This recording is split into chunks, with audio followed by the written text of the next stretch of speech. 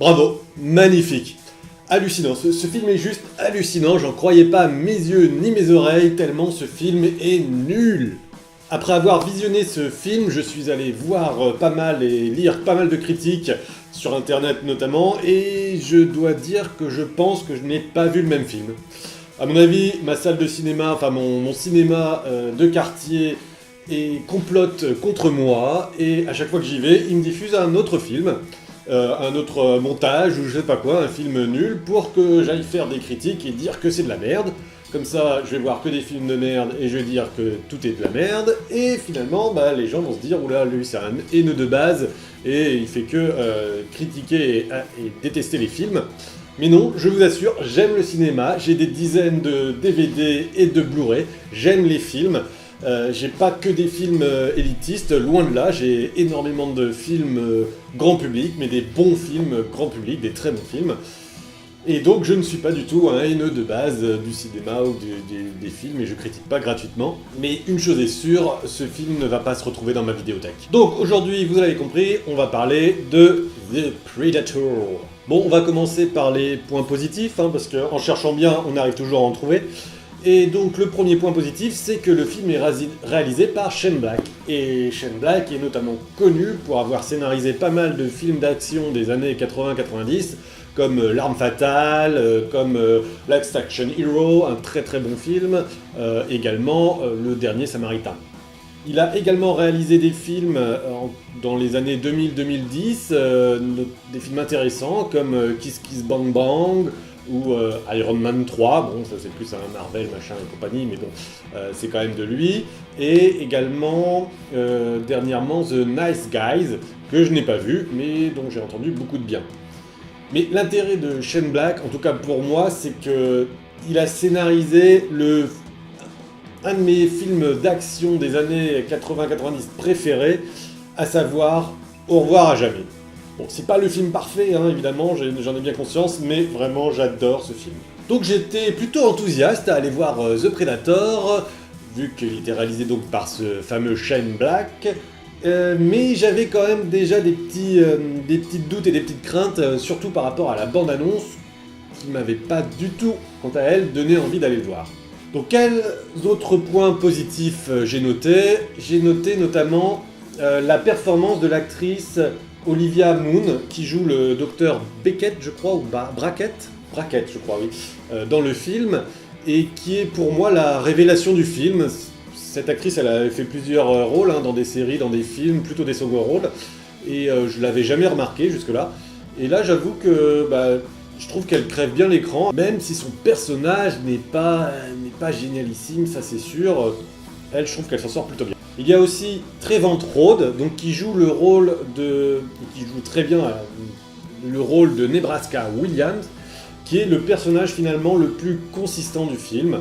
Un autre point que j'ai noté d'une manière positive, que j'ai bien aimé, c'est toute une séquence sur un vaisseau, donc un vaisseau spatial, qui est assez original dans son approche et dans les petits détails, les petits trucs qui amènent l'action, donc qui est plutôt sympathique, même si c'est des scènes qu'on a déjà vues dans plein de films, mais là il y a des petites touches d'originalité, il y a un petit côté un petit peu plus violent que dans les films mainstream, style Marvel et compagnie, quoi. Et donc j'ai pas mal aimé cette séquence, même si c'est pas la séquence ultime, évidemment. À part ça, le film est mauvais, et tout simplement mauvais. En fait, le plus gros défaut du film, c'est de vouloir faire un film d'action des années 80 ou 90. D'abord, c'est anachronique, et en plus, c'est un postulat de départ qui est pas très intéressant. Ok, je suis d'accord qu'on veuille rendre hommage à ce cinéma, ça n'a pas de problème. On peut également essayer de retrouver l'esprit, mais on ne peut pas revenir en arrière. On n'est plus dans les mêmes contextes historiques, culturels, etc., même techniques. Donc c'est complètement vain et stupide de vouloir faire un film des années 80-90. On prend toujours du plaisir à regarder ces films d'action des années 80-90 avec Schwarzenegger et Stallone et tout ce que vous voulez.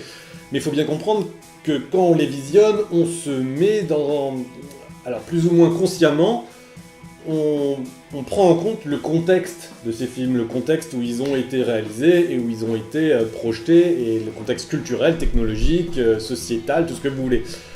Au pire, on les regarde un petit peu comme des nanars, et donc ça nous fait rigoler, quoi. Ces films, dans les années 80-90, étaient très clichés, hein. On avait évidemment le héros, souvent un soldat bien viril. On avait le méchant, c'était souvent le dirigeant ou le chef, en tout cas hiérarchiquement supérieur au héros. On avait quoi? On avait la femme badass, mais pas trop, parce qu'il fallait quand même qu'elle reste en dessous du héros. C'était voilà, le Schwarzy, le Stallone, etc. Le Bruce Willis, c'était vraiment les rôles principaux qui tenaient le film. On avait quoi? On avait le black de service, on avait le gentil doudingue, qu'est-ce qu'on avait? Enfin voilà, on avait plein de clichés, on avait les blagues foireuses évidemment, et tous ces clichés sont inscrits dans cette époque. Et vouloir copier ça, sans vouloir créer quelque chose de neuf finalement, mais c'est se parodier soi-même en fait, et du coup, des personnages là dans The Predator, ça devient des clichés de clichés. Évidemment, ça devient pathétique. The Predator cherche également à recréer la bande de soldats du premier opus, d'autres bandes évidemment, mais un peu reprendre cette moelle épinière du premier opus, qui était la bande de soldats qui se faisait dézinguer par The Predator. Sauf que là, ça marche pas. Ils caricaturent tellement les personnages en leur donnant des caractéristiques tellement basiques. Enfin, il y en a un, sa caractéristique, c'est d'avoir Gilles de la Tourette, syndrome de Gilles de la Tourette, donc à dire des insanités tous les 4 mots. Il y en a un autre, sa caractéristique, c'est un fou de Dieu, quoi. Il croit en Dieu, à tout ce qui se passe, c'est Dieu qui le fait. Voilà, c'est vraiment, à part, comme je disais, Nebraska, là, lui, il a vraiment, voilà, il y a une recherche dans son rôle, mais sinon, le reste des autres, c'est vraiment très léger, et ça fait finalement beaucoup plus penser, au lieu de faire penser ou faire référence finalement au premier opus de The Predator, ça fait penser à l'Agence Touriste. Et en plus, un épisode de l'Agence Touriste, mais sans tout le côté inventif de la série, puisque l'Agence Touriste, évidemment, le côté intéressant, c'était tout ce qu'il préparait pendant tout l'épisode. Il préparait des trucs, il faisait monter en place des mécanismes, etc., pour battre les méchants. Là, évidemment, il n'y a pas ce côté-là. Donc on a juste le côté équipe un peu de bras cassés, enfin des gens un peu cinglés, mais en plus qui sont tellement peu caractérisés qu'ils en deviennent vraiment pas très intéressants. Alors que dans la série, évidemment, dans une série comme l'Agence Touriste, on a le temps quand même de développer les personnages. Peut-être sur un épisode, évidemment, les personnages paraissent hyper caricaturaux, etc. Mais après, sur la longueur de la série, on a le temps de les développer.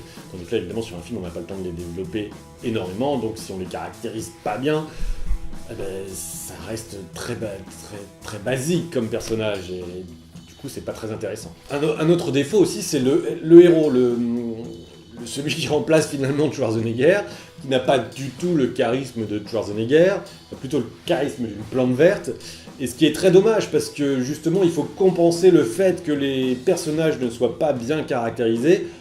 Ce fait-là, il faut le compenser par des acteurs qui aient un charisme, un grand charisme, pour que ça puisse fonctionner. Et là, il n'a pas de charisme, ça ne fonctionne pas. Donc pour moi, il n'y a que le rôle de Nebraska Williams, qui est à peu près correct, et également l'actrice Olivia Munn, hein, qui, comme je disais, joue le Dr Brackett, qui s'en sort pas mal. Je trouve qu'elle a beaucoup de charisme et elle apporte quelque chose au personnage. Et sur l'écriture, il est complètement débile. Enfin, je veux dire, on a une scientifique qui est amenée là dans l'action parce que c'est une scientifique, son rôle c'était de faire la recherche sur les aliens. C'est une biologiste, je crois. Enfin bon.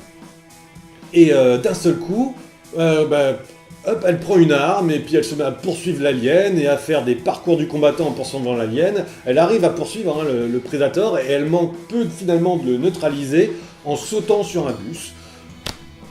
What? Enfin voilà, c'est de ce niveau-là. Même du point de vue du scénario, ça ne va pas. Shane Black donc fait l'erreur de vouloir nous prendre à contre-pied avant de vouloir faire une histoire, ce qui fait que non seulement le spectateur n'a pas ce qu'il espère voir dans ce film. Et en plus, il n'a pas une autre histoire intéressante.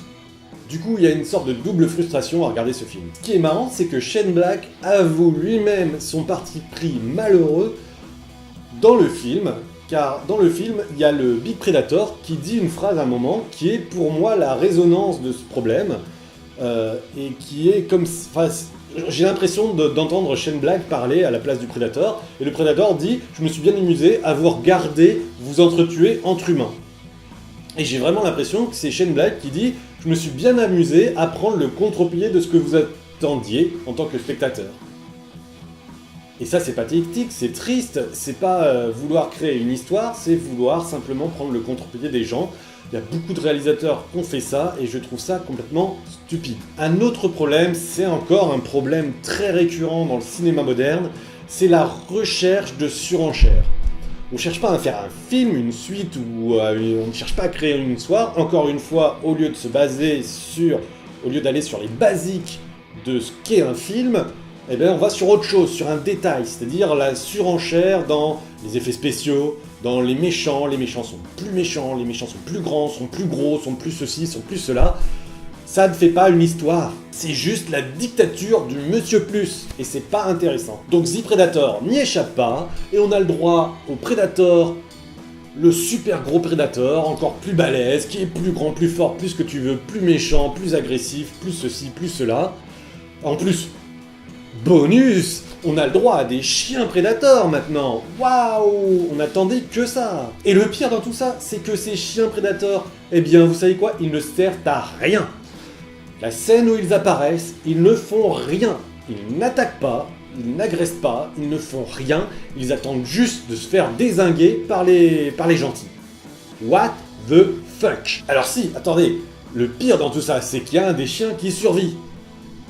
Et je veux pas vous spoiler, mais le chien qui survit, à quoi il sert le reste du film? Il sert juste à devenir un gentil toutou qui joue à la baballe.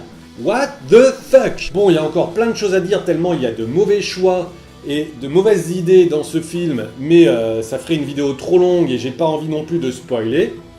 Donc je vais m'arrêter là. Donc pour conclure, ce film est nul, n'allez pas voir ce film.